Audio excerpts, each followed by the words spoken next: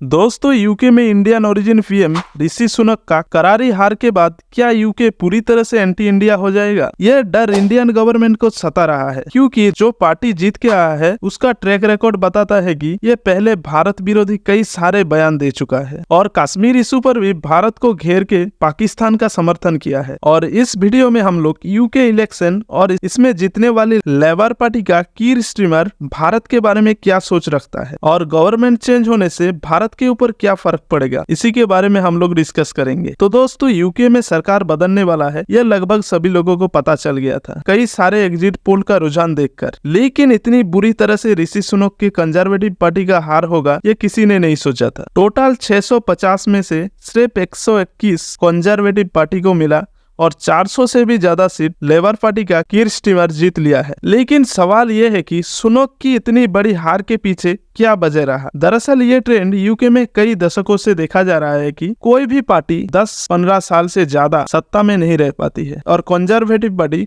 2010 से 24 तक टोटल 14 साल सत्ता में रही। दूसरी तरफ कंजर्वेटिव पार्टी द्वारा लिया गया कई सारे फैसले पूरी तरह से डिजास्टर साबित हुआ, जैसे कि ब्रेक्जिट यानी कि यूरोपीय यूनियन से अलग होने का फैसला, जिसके बाद से यूके का इकोनॉमी कमजोर पड़ने लगा था। आखिरी कील कोविड-19 पेंडेमिक ने ठोक दिया, जिसकी वजह से कुछ ही सालों के अंदर कई सारे पीएम का रिजाइन यूके के लोग देख चुका था। इन्हीं सब को देखते हुए यूके की जनता कंजर्वेटिव पार्टी के ऊपर अपना भरोसा खो चुका था। लेकिन सबसे बड़ा सवाल ये है कि यूके का नया प्राइम मिनिस्टर कीर स्टारमर भारत के बारे में क्या सोच रखता है और क्या इसके आने से भारत और यूके के बीच चल रहा फ्री ट्रेड एग्रीमेंट खत्म हो जाएगा? ये सवाल उठ रहा है क्योंकि लेबर पार्टी हमेशा से इंडिया के खिलाफ और पाकिस्तान के सपोर्ट में बात करता रहा है और कश्मीर को लेकर अपने संसद में कई प्रस्ताव पारित करते आया है। साथ ही साथ इसके पहले labour party chief Jeremy Corbyn extreme left ideology का सोच रखता था और कई एंटी इंडिया एंटी हिंदू बयान दे चुका है। लेकिन इस बार जो प्राइम मिनिस्टर चुन के आया है कीर स्टारमर,